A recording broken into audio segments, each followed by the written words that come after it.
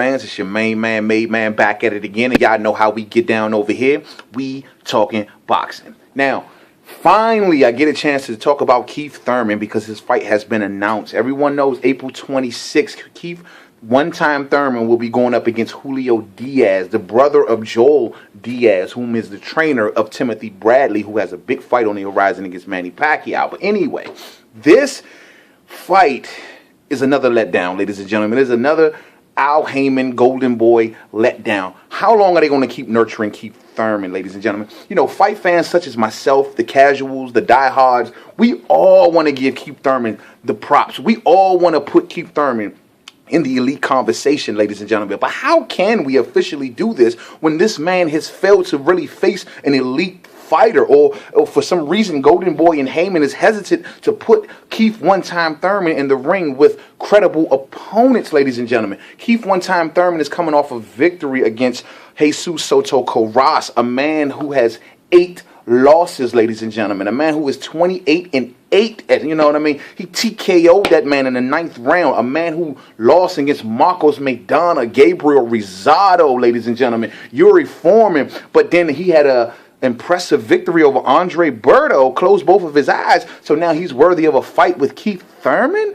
Unfucking believable, ladies and gentlemen. You know, if you go back to the Diego Chavez fight that Keith Thurman had, that was a very, very impressive fight. Also a very, very decent opponent at the time, because if you remember, Diego Chavez was ranked first by the WBA, and he was also a title holder, ladies and gentlemen. I do not understand, after that fight, how do you go 10 steps backwards?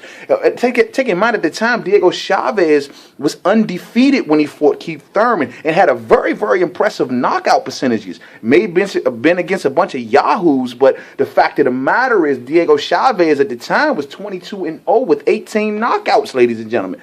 Very, very impressive. Now, Keith one-time Thurman, who also has a very impressive knockout percentage, 86% to be exact, 22-0, 18 knockouts, ladies and gentlemen, is also very impressive. So if you go back to that fight, that was possibly the stiffest, in my opinion, the stiffest competition that Keith Thurman has ever been in the ring with. This was a title holder, a man who had a full head of steam. He's only been down twice at that point in his career. But, you know, Keith Thurman, who I think this was the fight that really displayed himself to the world, showed great footwork, great counterpunching flurries, which was, I thought, was the key, is the victory, is the reason he beat Chavez. But great counterpunching flurries, great footwork, also displayed an awesome chin because he was eating right hands from Chavez all that whole entire fight, ladies and gentlemen. This is now, he is facing Julio Diaz, a man who has lost against the stiffest competition he's ever been in the ring with. This is a man who's lost against Sean Porter, Amir Khan, Kendall Holt,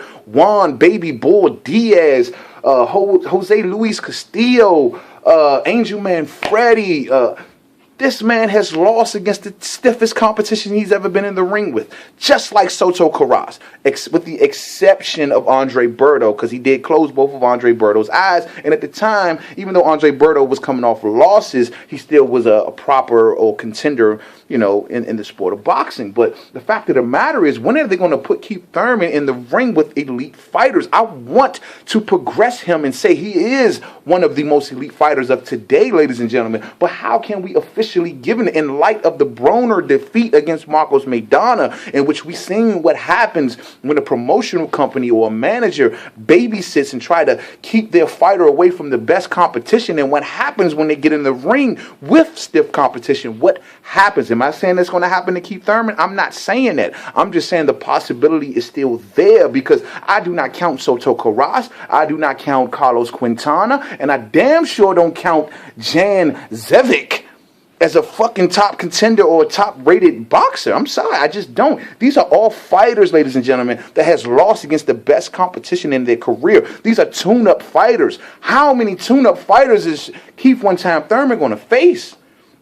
I'm sorry. I mean, Julio Diaz, this man has 9 losses, ladies and gentlemen. At this point in Keith Thurman's career, I just would not think he would still be facing this level of opposition, given that the welterweight division is so stacked with so much talent and so many worthy opponents. I am just shocked. You cannot tell me that Keith Thurman is not ready for these style of fight, the elite fighters. He's not ready.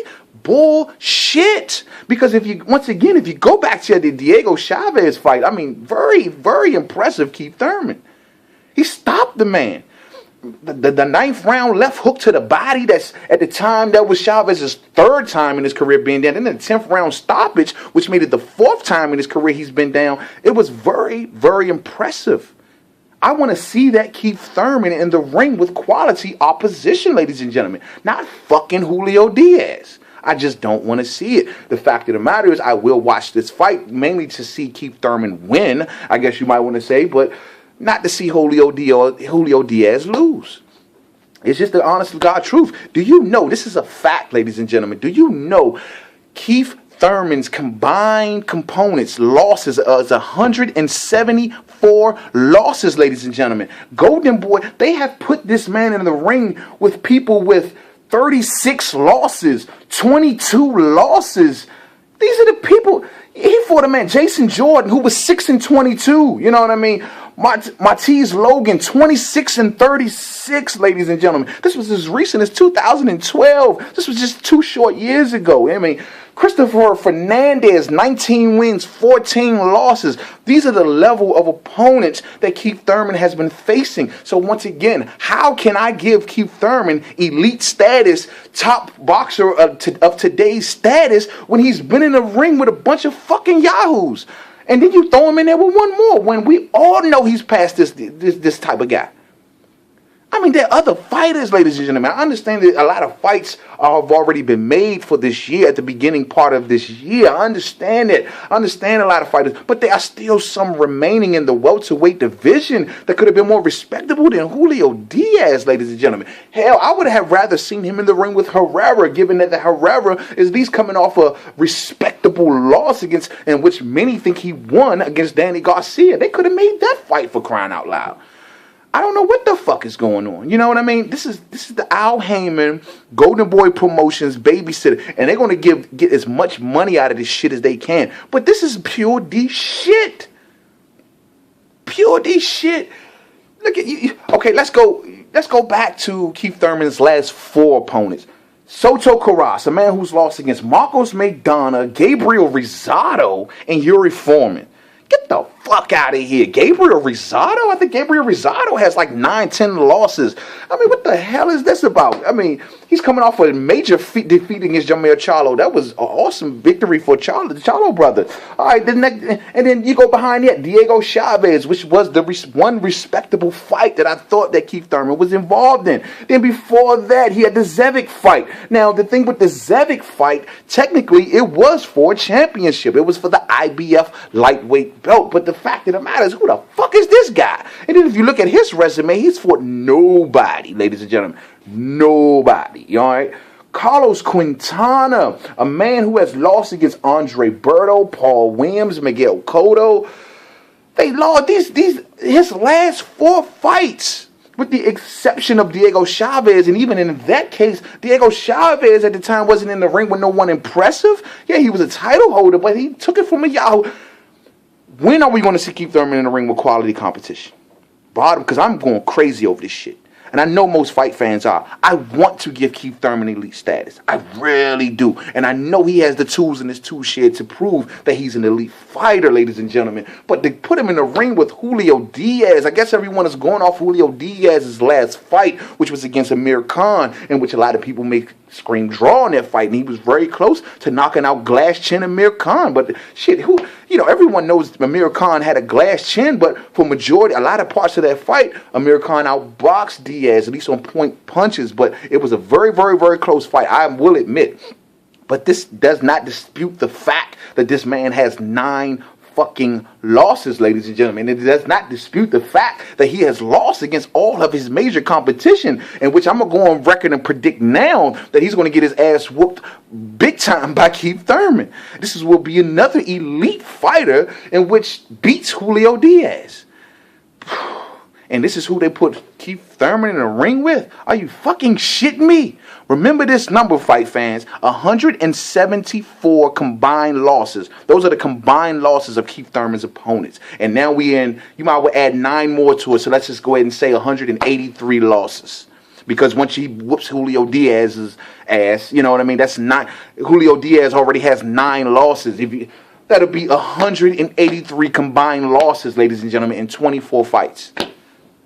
That's sickening. That's fucking sickening.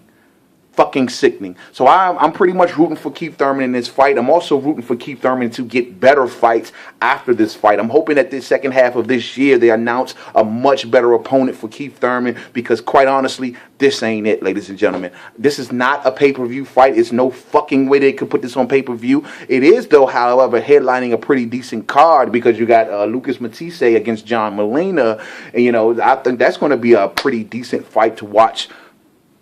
Something that you don't have to pay for. It's not on pay-per-view. It's going to be on Showtime. So to watch for free, I think that's a very respectable fight. So, and you know, we'll see what happens. I believe Omar Figueroa is on that card as well. So, you know, we'll definitely see what happens. But hopefully, Keith Thurman, they will step you up next fight. I am, like I said before, I am like right here and putting you in that elite category. You are definitely with the Garcias, the Matisses, and who else you want to put in. I mean, but I want to give it to you, my brother, and I think you are extremely fucking talented. No ifs, ands, or buts about the shit. But I just, after the Broner thing, it opened my eyes, man. It really has opened my eyes. So, once again, I predict Keith Thurman will beat the dog shit out of Julio Diaz, and we would look forward to see what happens with him in the future. To the next video, fight fans, it's your main man, Made Man, and I'll see y'all in the next video. And also subscribe. Peace out.